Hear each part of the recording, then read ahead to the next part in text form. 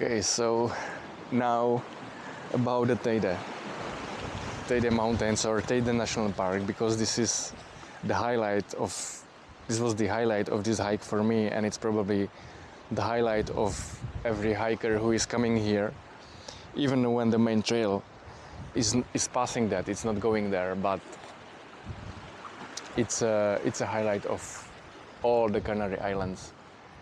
The Teide mountain is actually nearly 4,000 meters high, which makes it the highest point of Spain. It's even 1,000 meters higher than Triglav and like 1,000 meters lower than the highest mountain in Europe, Mont Blanc, which I also want to climb, but that's a different story. But here, the Teide mountain is actually, it's not a mountain, it's a volcano, and I think it's one of 10 or one of 3, actually maybe one of 3 biggest volcanoes on Earth. It's 7,000 meters big, which means that less than 4,000 meters are above the sea level and the rest is underwater. But the volcano is really high, and it wasn't active for over 100 years ago, so it's a very, very unique place here, and many people are coming here to climb that big body.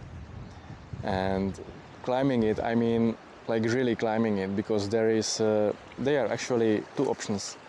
One option is to take a cable car during the day, and then you just walk those last, I don't know how much, 300 meters, elevation meters, or you can climb it on your own.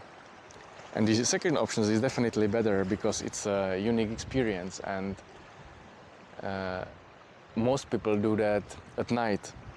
And the reason why you do that at night is because to get to the top you need a permit, and permits are booked out for like 3 months ahead or even more.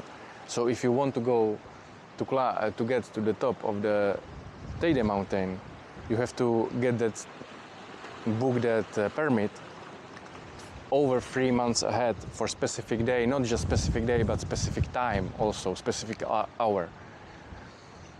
But if you go there early or very late, which is before the cable car comes and after it starts coming, so it means like for sunrise and for sunset, then you also need a permit, which is a new thing, because until 2023 you didn't need a permit for that, but now you need that. But the good thing is that they are available for every day. I think they limit the amount of people or the amount of the permits for every day. It's 200 for 200 people, and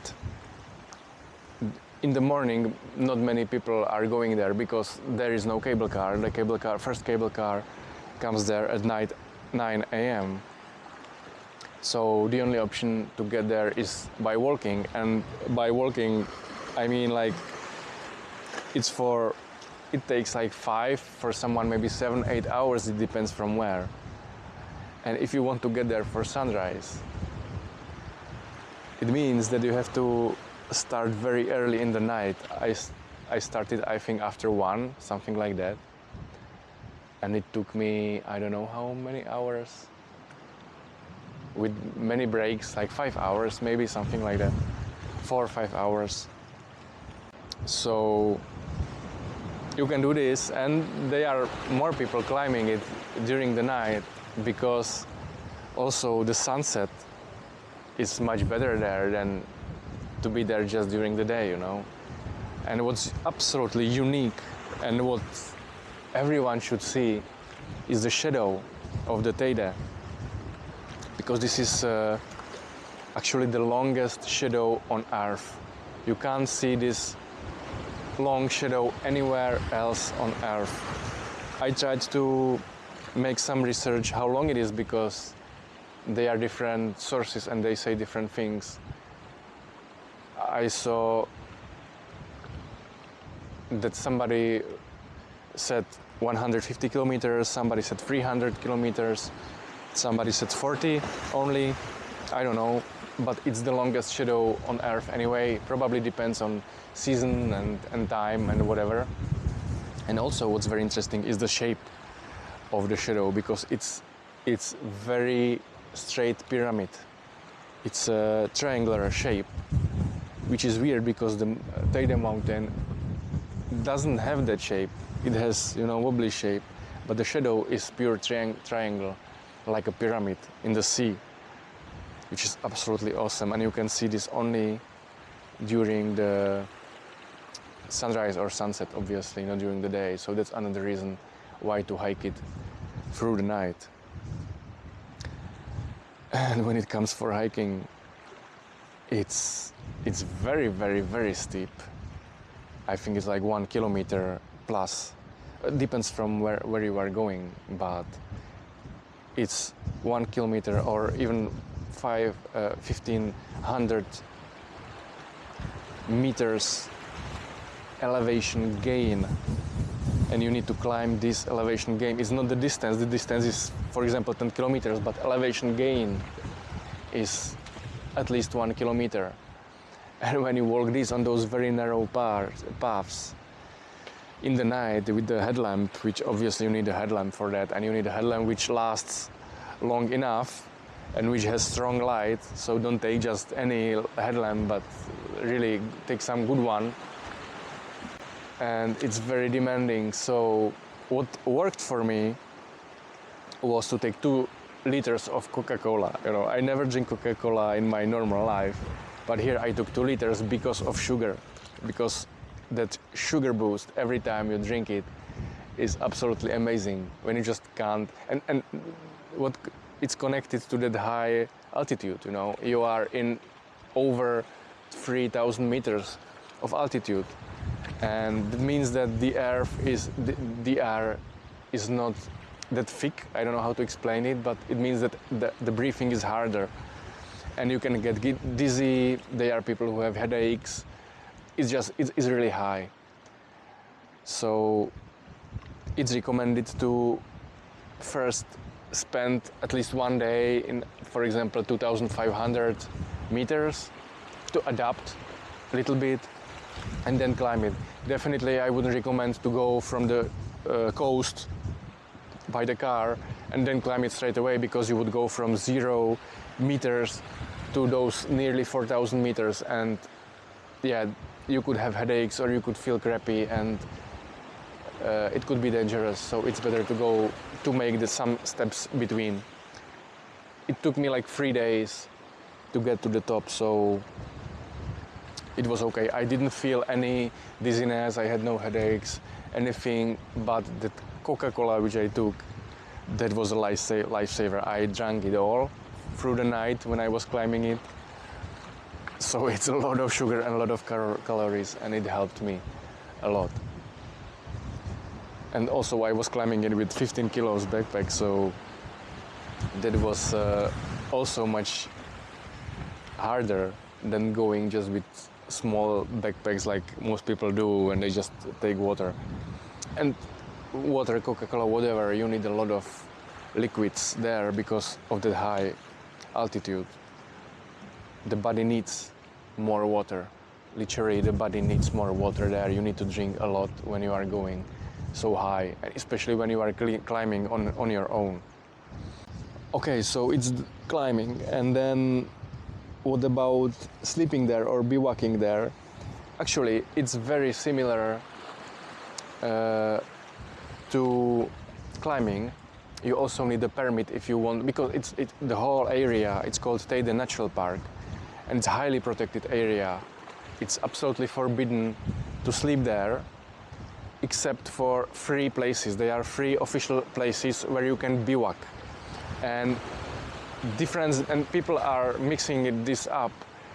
Bivouacking and camping, those are two completely different things. Camping means that you set up a tent or a tarp or any structure. This is forbidden. This is not bivouacking. You can't do this anywhere in Teide National Park, and you shouldn't do it even on any Canary Island anywhere. But in the Teide National Park, it's strictly forbidden, and you would get a very high fine. On the other one, bivouacking means that you just put some ground sheet and a sleeping bag and you sleep there, and you don't make any structures, you don't have any packs in the ground, no poles, no nothing. And this is allowed, but only on those 3 official places, and you need a permit for those too, for specific day. So yeah, I booked my permit for one of those camping spots or bivouacking spots. It was close to Montaña Blanca, which was, I don't know, like 7 kilometers from the top. I was sleeping there and then I hiked up. So yeah, you can bivouac. There is even one spot which is closer to the top, but it's over 3,100 meters high. So if you are sleeping there, again, you are taking a risk that you could have that headache or elevation or the altitude sickness, which is quite common in these high altitudes. So up to you. I was sleeping lower, actually the lowest point possible, official bivouacking point, and then I was climbing from there. But the difficulty is not high. I think everybody can climb it. The path is narrow, very rocky. There are, some steep parts and some steps and stuff like that, but nothing especially difficult, nothing dangerous. I got lost twice in the night, but it was just because I couldn't see. And then I found, wow, this is really weird. I can't see a path and it's very difficult. So I was just looking around and found out that I skipped the turn. So I went back and turned. No problem. So it's really easy, even with even with big backpack. No problems climbing it. The only difficulty could be that high altitude sickness.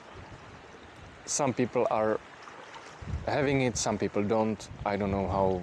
No, I think that nobody found out what's the difference, why somebody experiences this and somebody does not. I didn't have it, so I guess it was okay. Sometimes there are many people on the top because of this unique experience, but you have to deal with it. Okay, so that's for the climbing the Teide. You don't need any and I wanted to mention one important thing, and that's gear, because you are high, and I mean like in high altitude, and sometimes there is snow there, even in spring or the autumn. I was lucky and there wasn't snow there, but it could be snow, and definitely it's around 0 up there. I was sleeping way lower and it was about 5 degrees, but sometimes it's minus on the top, which is not that good when you need to drink a lot of water and it freezes, So I wanted to say that you should really get warm clothes, and it means several layers, it means gloves, it means a hat, a buff definitely for your neck.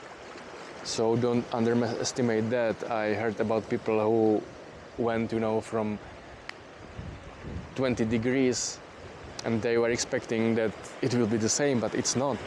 It's nearly 2,000 meters high and it's literally around 0 there, especially during the night and especially in the morning. During the day it could be 5, 7, 8 degrees, but during the night it could be freezing, and most of the time it is.